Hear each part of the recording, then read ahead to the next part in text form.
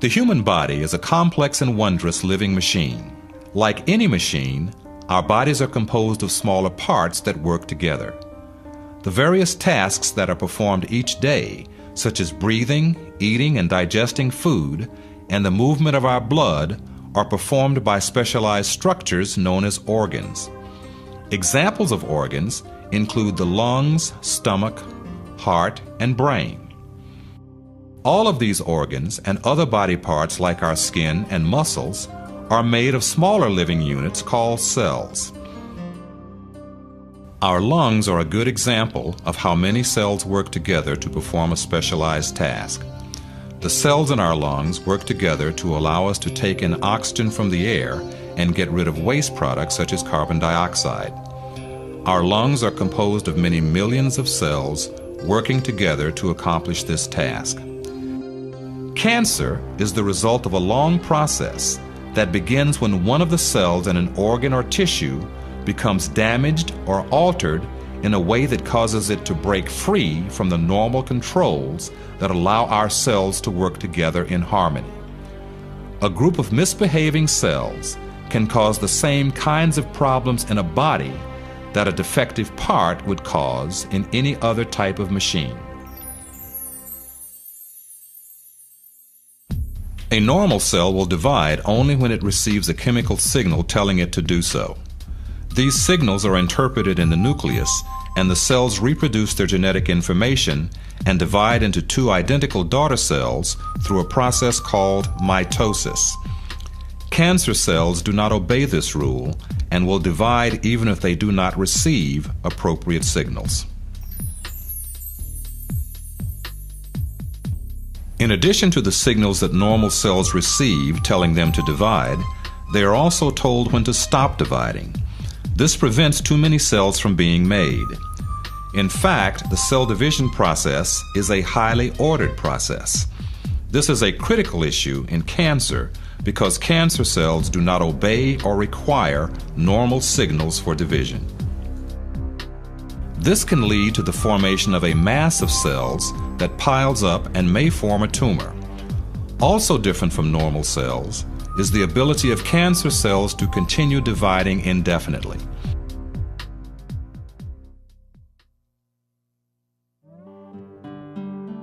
An important point about cells is that no matter what their job is in the body, they all have the same general structure.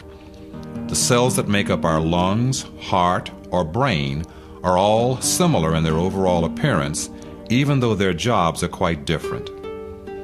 Just as the organs that they form are made of smaller structures, cells themselves are composed of smaller parts that help them perform their jobs. These smaller structures are called organelles. Of particular importance in cancer is the organelle known as the nucleus. The nucleus can be thought of as the brains of a cell. It contains the information that acts as the blueprint for each and every one of us, just as a manual would contain instructions to assemble a chair. Specifically, this information is contained within the chromosomes that reside in the nucleus. Individual units of information are called genes. At a chemical level, genes are made of deoxyribonucleic acid, or DNA. All of our cells contain the same set of information. It is only how the information is used that makes them different. For example, cells in the lungs use different bits of the blueprint to do their job than the cells in our stomach. In cancer, changes to the DNA cause some of the genes to fail to perform or to do their job in a way that causes problems for the affected individual.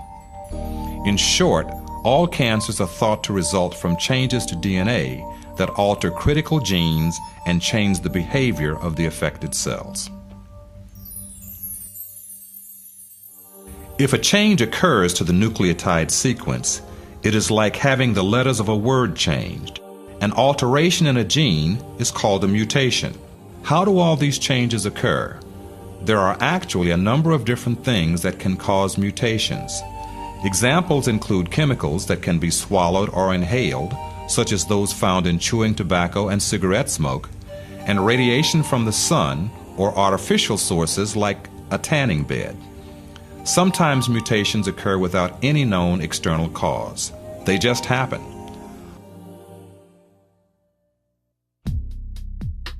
Certain genes make products that lead cells to reproduce. This would be equivalent to the gasoline system in cars.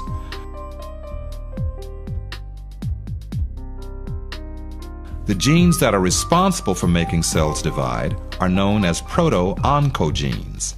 Changes in these normal genes lead to the production of oncogenes. The result may be cells that divide in the absence of proper signals.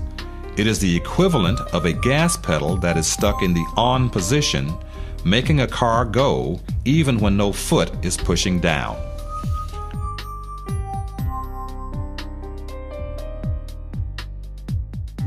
Genes whose products function as the equivalent of cellular brakes also exist. As a group, these genes are known as tumor suppressors. Humans have 2 copies of each gene, one inherited from each parent. If a single copy of a tumor suppressor is damaged, the other copy is usually able to stop the cell from behaving abnormally.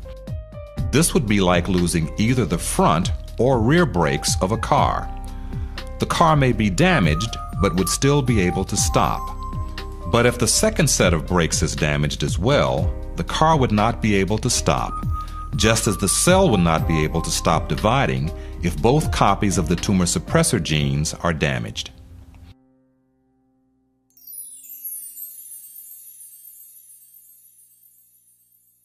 The process by which tumors cause the body to provide them with nutrients is known as angiogenesis. Like the hungry plant in the Little Shop of Horrors, a growing tumor sends out signals that essentially say, "Feed me."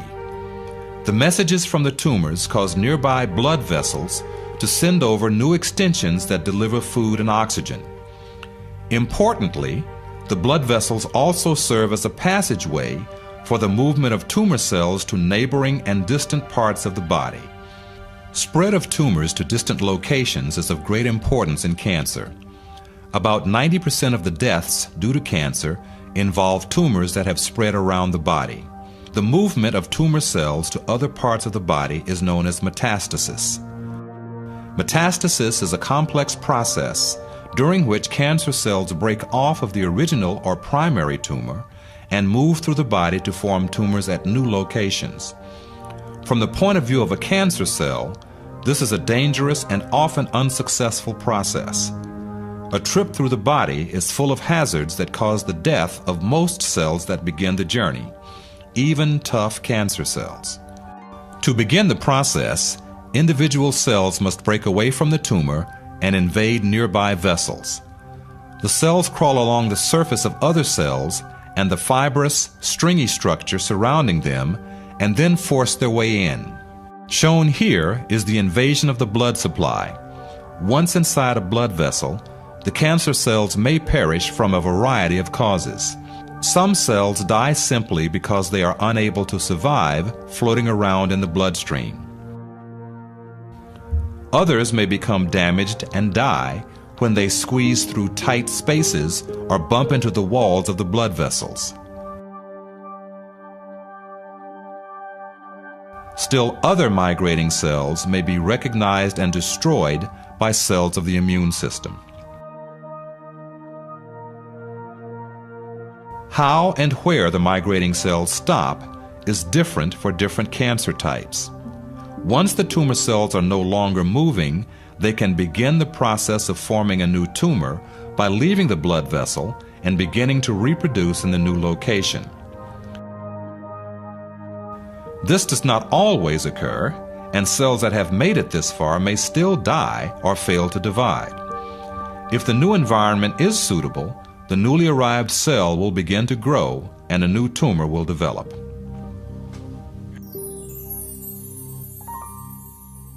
One way that the development of cancer is prevented is via the death of defective cells.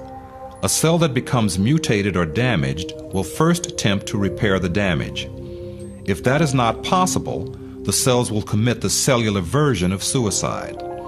An orderly process called apoptosis leads to the breakdown of key cell parts and the death of the cell.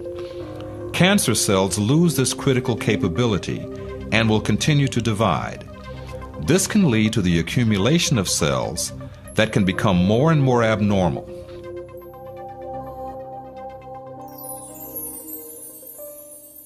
Due to the high rate at which cancer cells accumulate mutations, a tumor that originally started as a single abnormal cell is actually made up of many slightly different cells. They are all cancer cells and are similar to each other, but they may not all have the same sensitivity to any particular cancer drug or treatment. When this mixed bag of cells is exposed to a drug, most of the cells will probably die.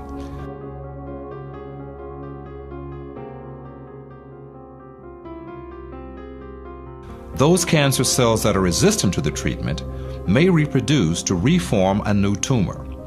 Importantly, this new tumor will be unlikely to respond to the same treatment. Their mutations make them invulnerable to that drug.